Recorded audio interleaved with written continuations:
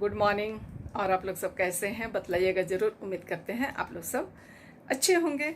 और आज ज़्यादा कुछ नहीं है तो एक प्रसाद भजन है, स्वागतम प्रभु स्वागतम मेरे ईश्वर। चलिए फिर आप लोग बने रहिए और गीत का आनंद लीजिए।